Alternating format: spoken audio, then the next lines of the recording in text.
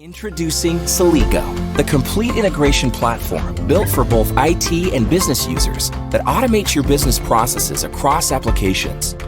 With Celigo's guided visual interface, building powerful integrations is a breeze. You can leverage hundreds of pre-built connectors to automate key business processes across popular applications. The result? An agile company set for growth. Celigo. Integration starts here. Visit Celigo.com to get started. Thanks for tuning into another talk here at the Product-Led Festival. Hope you're enjoying the event so far because we've got even more juicy knowledge and insights from product-led pioneers heading your way. Remember to have your questions ready and get the tailored answers you need from the experts themselves. Sit back and enjoy.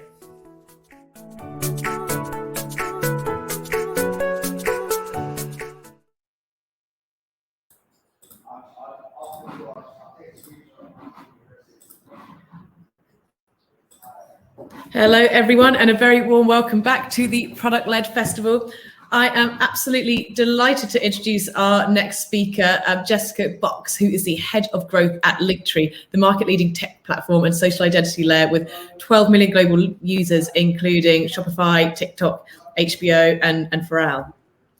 Jessica has spearheaded a product-led growth strategy at Linktree and helped the organisation go from 3.5 million to 12 million users. And she's going to talk to us about that incredible journey in her talk today. So it gives me great pleasure to welcome Jessica to the virtual stage.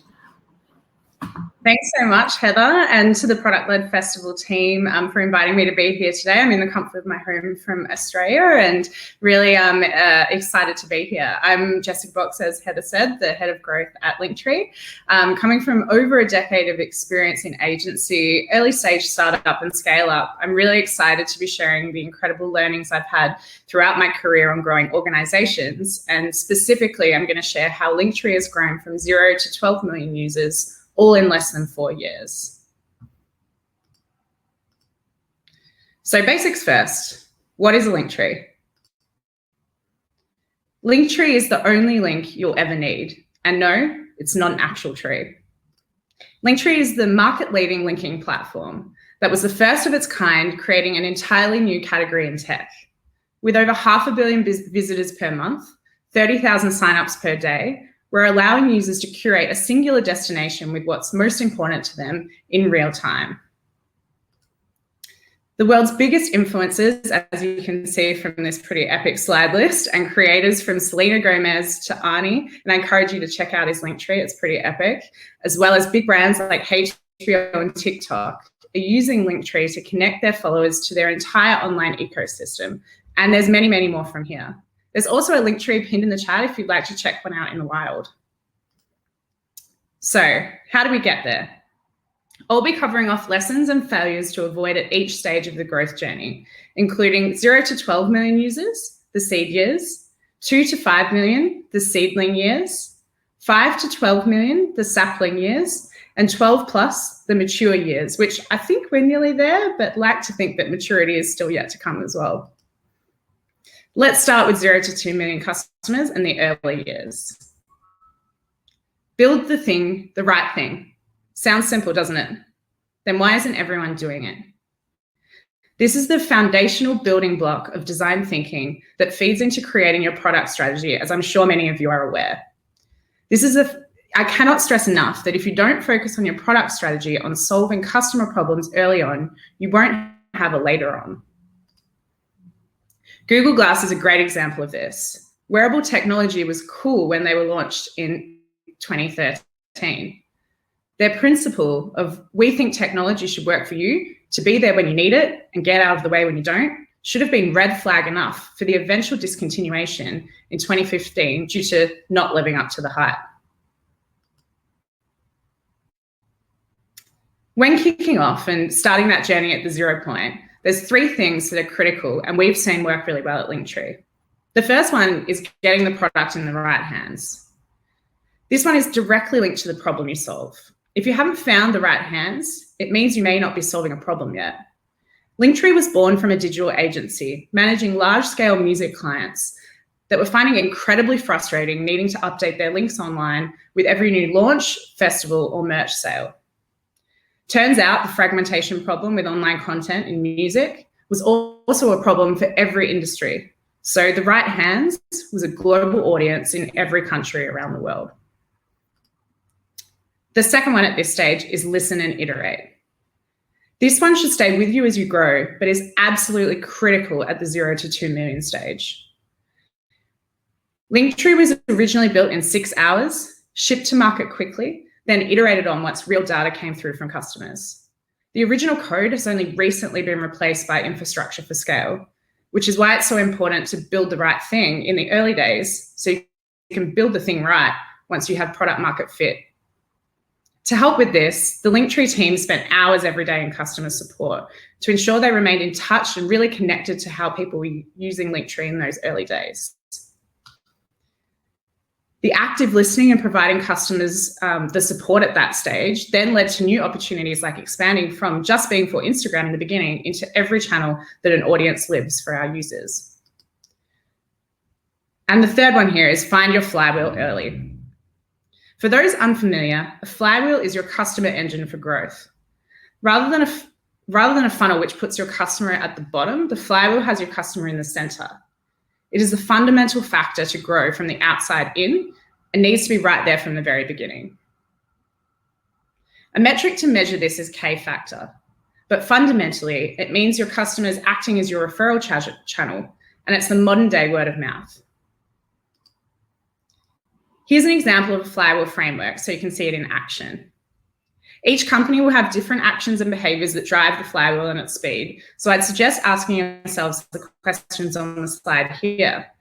What are the core assets, the core actions, the core needs, the natural outputs of your business, and the biggest optimizations you need to make to your business model?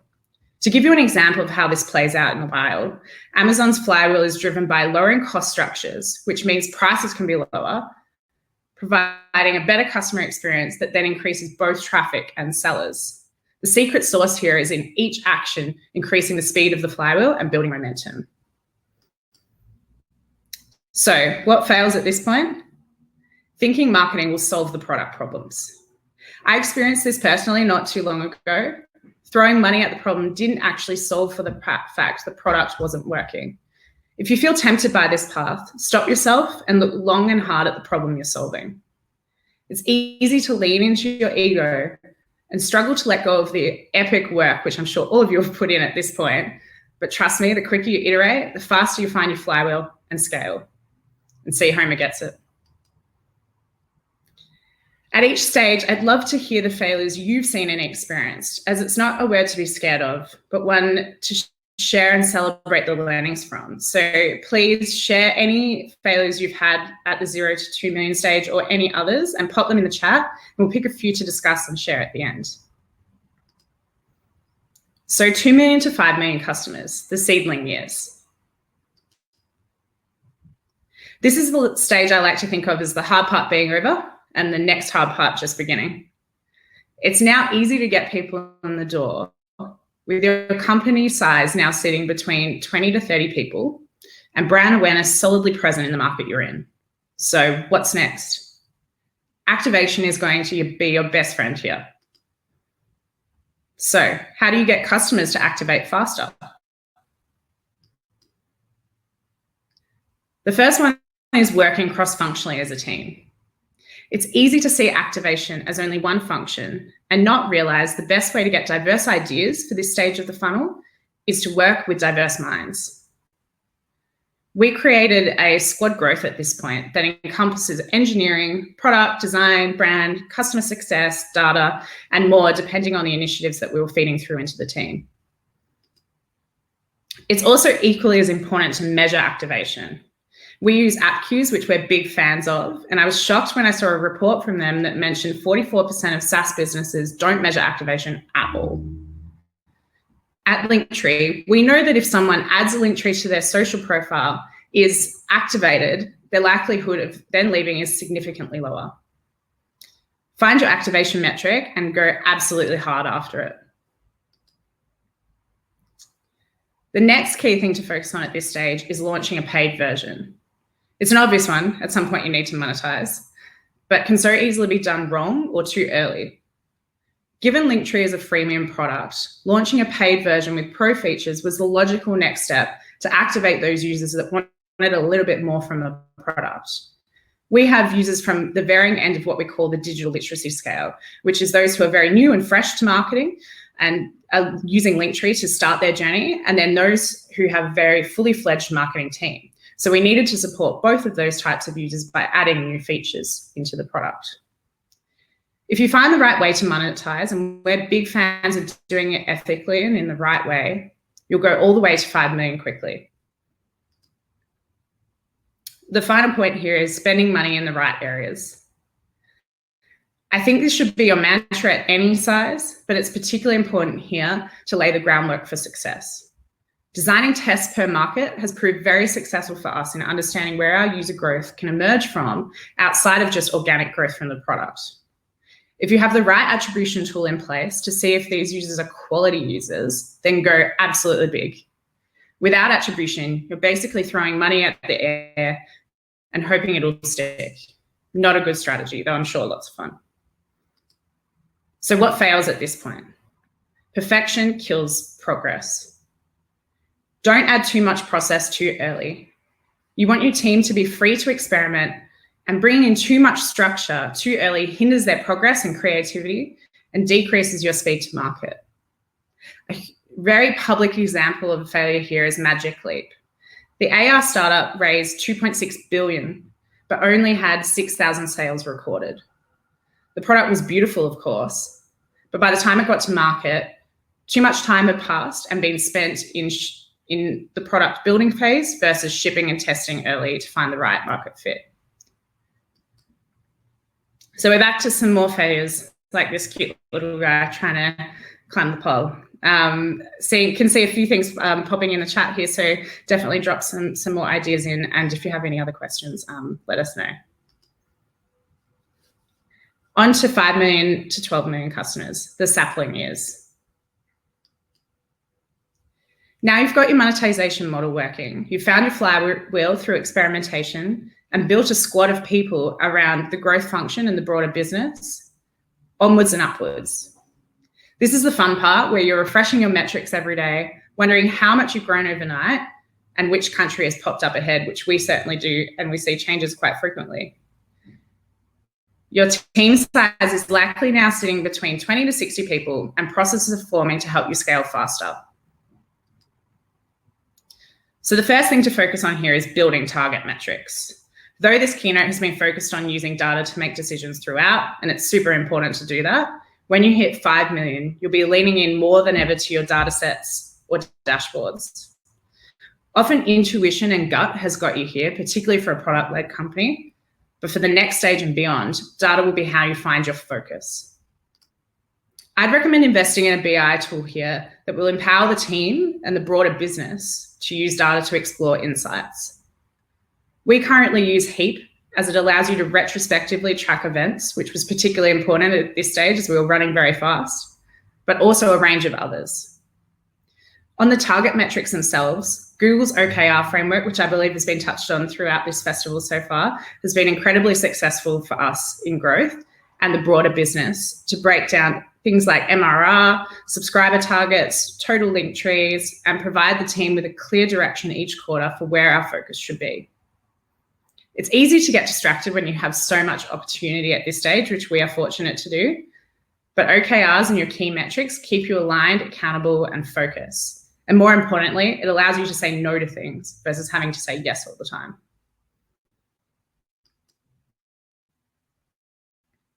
The second point here is hiring the right people.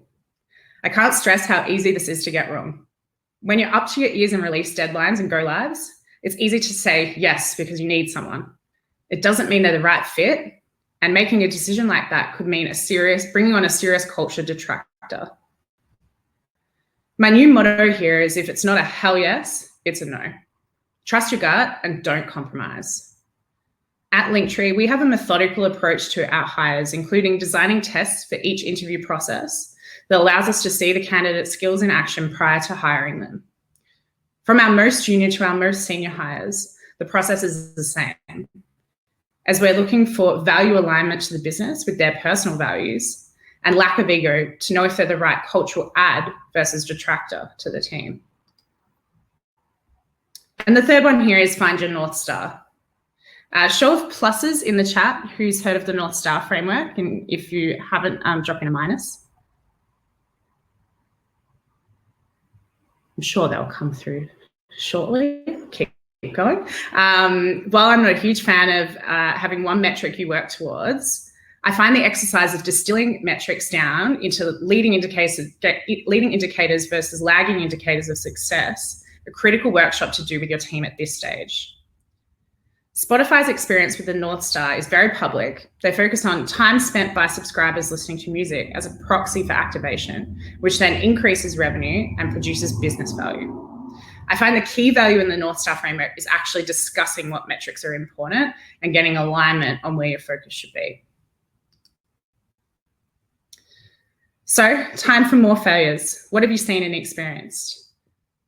Share with the group in the chat. And finally, 12 million customers and above. I'll be honest, nothing is ever perfect, and we're always learning. Every day, we add more and more users to the platform and get more data to learn more about the behaviors that we're seeing on the product. You need to be okay with knowing what you don't know and making mistakes, and also as leaders, making your team feel comfortable in that environment. As long as you remain true to your company values, you'll have a clear path forward and you'll do it together. At Linktree, we have a clear purpose that we rally behind, and hopefully that's run through in this presentation. Having just hired our head of people and culture much earlier than companies typically do at our stage, we know how important it is to keep this purpose embedded in our culture as we scale across time zones and countries around the world. So in summary, that's a lot. I'm just going to pick out 4 key ones that I think are important, and one from each stage. So build the right thing, find your flywheel early, work cross-functionally as a team, and stay connected to your purpose. Thanks so much for listening. Really appreciate it, and keen to have a chat about all the different questions you've got, as well as share some of the things you've popped in the chat.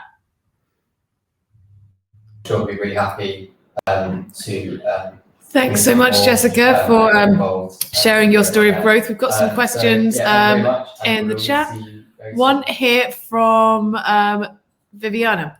How many failures did you have to face during have you faced during your time at Linktree? Ooh, good question. I would say the failures I was referencing in kind of the storytelling was some of my early stage startup experience prior to Linktree, but I think when you're scaling as fast as a company like us is scaling, you have learnings and failures almost every day and every week. And I think it's creating an environment for your team to feel comfortable in that, so that we can run fast and test and measure and experiment things and get things to market really quickly, versus, planning, iterating, designing, and spending a lot of time up front that may mean you actually miss kind of the market timing on particular things. So I'd say every day there's lots of different things that happen in and around a tech product, as I'm sure everyone is familiar with.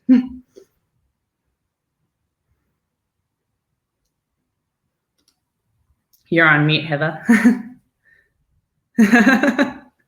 Always on mute. I want to hear from Musavir. What are some metrics you measure for activation at Linktree?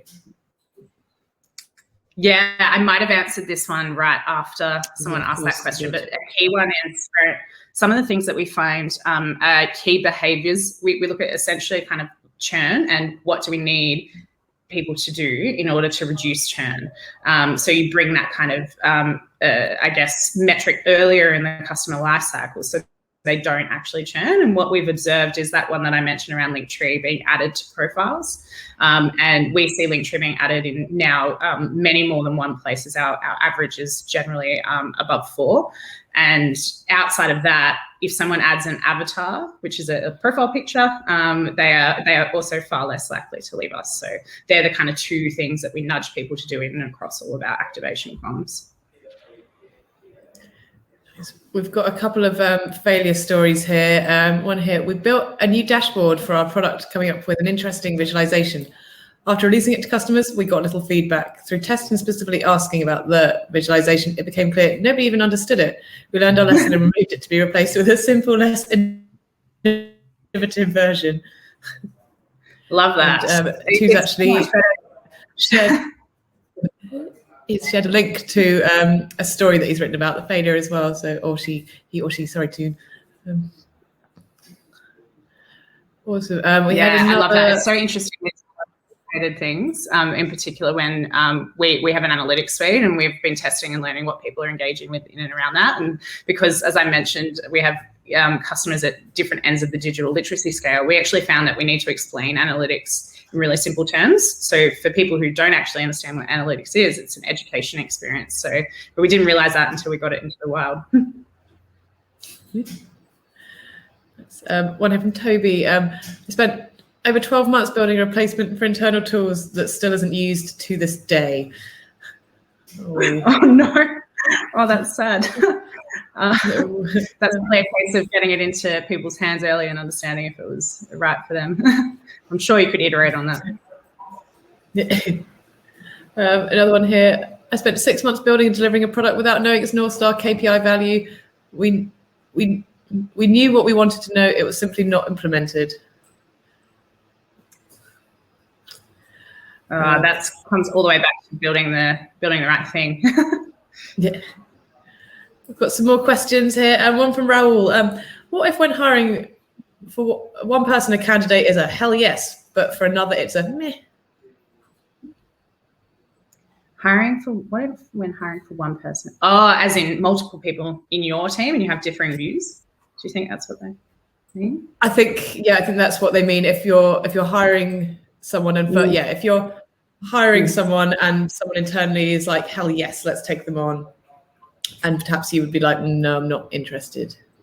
Yeah, actually, there's something I didn't touch on. We actually have a scale with which we measure to remove some of the bias of it being literally a hell yes. But you have like a scale based on different attributes that we look for, including company values and culture add, which I mentioned. And if basically we get like a percentage metric across all the people that interview. And if there's kind of, a lack of balance in it, we then add generally another person to the interview process to confirm and validate if it is a hell yes. Nice. We've got one here from Eric. How do you go about correctly attributing success, especially once more and more features come in? Well, great question. This is definitely a learning experience, I think. I'd say be ready to not always get it right. I think the key thing that we look at is, I guess, being able to understand what the data means for decision making. So it's easy to have so much data that you are unable to kind of, get through the weeds of understanding which metrics are important. And I think it comes back to that North Star that I was talking about, and not necessarily having one, but looking at what behaviors are you seeing in your customers that are driving your growth and driving your revenue, and working that back to an earlier point so that you're able to kind of speed up that behavior that you're seeing in the success measures. And I think it comes through in the flywheel. So for us, if a link tree is added to a profile, then, it's highly likely that someone will sign up from that. And we have a huge volume of our referrals come from existing link trees. So we saw that quite early on. And it means that, the more that we see that, speed increasing and the volume increasing, that's kind of how we measure success. So I think, look at your metric set and find the attribute or the behavior that's driving the growth. Nice. One here from Heidi. What type of experiments helped you identify your flywheel successfully? This one's an interesting one. I think because we were the market leader and we were first to market, it was very, very clear that the problem to solve was ours to own, and that was being that you couldn't have multiple links in your Instagram at that stage. And so we tested and learned in music to begin with, and really got an understanding of what people wanted and needed there, and the problems that were being solved in and across that space. And then through doing that and really kind of focusing on simplicity and that's a core ethos of our product values, it then naturally translated to both global representation of the problem as well as different verticals. So I think kind of approaching the experiments with a global mindset and thinking about the problem as not just being one vertical specific enhances your view and perspective of I guess the success of that flywheel and how big it can be. Great. We've got one here from Susan. How did you identify the behaviours? Was it using Heap, or do you have a BI team to achieve this understanding? Yeah, so definitely started with Heap, and I think our growth team dug in a lot, and Alex, who's our founder, is has a huge passion for data. So he spent a lot of time in Heap early, which was right before I started at Linktree, and then the growth team kind of took it on as we built it out and identified some of these behaviours by looking at, like I mentioned before, kind of churn backwards and finding what is the behaviour that's indicating that someone will be sticky, and then nudging that behaviour earlier in the customer life cycle. But we do have a BI team now, which is great. So getting to that 12 million plus is kind of, now we have people to support with that, which is wonderful. Good to hear. One here from Andrew. On identifying building the right thing, ideally we'd like to be data driven. That said, how do you do this if you don't have data to lean on? Oh, if you don't have data at all, I think you should find a way to make sure that you have some form of data. But I guess coming back to what I mentioned around speaking to customers directly at that early stage, another example outside of Linktree is the way that Bumble grew really, really quickly was finding the right kind of, I guess, people to get it in the hands of early, so that word of mouth spread literally, and then organically it spread virally through text. So I'd say spend time speaking to people, and it's also important not to load your own bias in and get that kind of validation that you're looking for from the product at that stage. So when we talk about building the right thing, and I was talking about kind of removing your ego from the product, sometimes what happens is you get that confirmation bias from talking to people because that's what you're looking for. So I'd encourage you to kind of almost maybe bring in someone that has experience in customer testing at that stage, so that you're able to draw out some of those insights. And fortunately, many of our early team were very passionate in that space. So they spent time, directly in customer support and listening to those problems, which is at the pointy end. Also in my previous experience at Finch, we did a lot of that as well.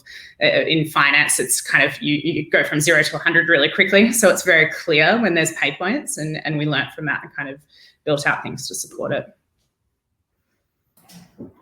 Great. One here from Toby. Growth product management is new and emerging in the world. How do you recommend getting into it? Resources, guides, tools, etc.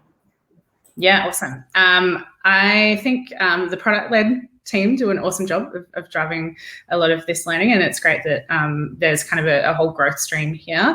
Outside of that, there's some pretty awesome books, and Hacking Growth is a good community to be involved in. But I think anything research related to the flywheel is a good one to kind of do a deep dive in, and I can probably send through a couple of links to Heather if we can circulate them in the Slack, maybe. Happy to do that too. Awesome. Yes, absolutely happy to share anything around the Slack. Yeah. Awesome. We've got another, I think another thing. Sorry. I think another thing in and around that is thinking about growth and where it sits in the business. So what we've done is put growth squarely between product and brand. And what that means is the flow of information is pretty seamless between, engineers that are so close to the product all the way through into how we build the go-to-market and ensuring that it articulates the problems that are being solved when features are released, and then all the way through to brand. So what's the message that we're conveying, and how is it really clear to users that are not part of Linktree yet? Nice. Cool. Another data-related question, and I think it's our final one. Say you have less data science analytics capability in your company. Who would you hire first? Product manager with deep analytics skills, a data scientist, or a data engineer? I mean, I'm a growth person, so I would say hire a growth person. But I do actually think there's value in bringing someone in that has a growth background that will be able to fuel this flywheel and also speak to your product experience. I think in a company's early stage, and generally if you're product led, the founder is so close to the product and the product vision that you need someone to round out that skill set. And if they don't have the analytics experience, then hire someone that can work with them to build out that customer funnel and the customer engine early on. Maybe not necessarily a data scientist or a data engineer. Unless you have data in the product, then that's valuable. but a growth person that's able to think from the insights-led perspective, because often you need that kind of lens across it where you're able to draw those insights out versus just looking at the data and kind of structuring it in the right way. Awesome. Thank you so much, Jessica. That is pretty much bang on time. Everyone who's tuned in, if you have more questions for Jessica, please do connect with her on LinkedIn or on Slack, or check out the Linktree website. Jessica has included her slides as a handout in the tab there, so please do download those as well. And like I said, reach out if you've got any further questions. Thank you everyone for tuning in, and Jessica, a huge thank you for joining us, especially I know it's quite early for you over there in Australia, but it's been absolutely fantastic to have you, so thank you. And thanks so much for having me. It's been awesome. Thank you. Thanks, everyone. And thanks for a lovely second day of the Product Led Festival, and hope to see you all tomorrow. And Jessica, hope to see you again with us soon. Yeah, thanks so much. See you, everyone. Bye-bye.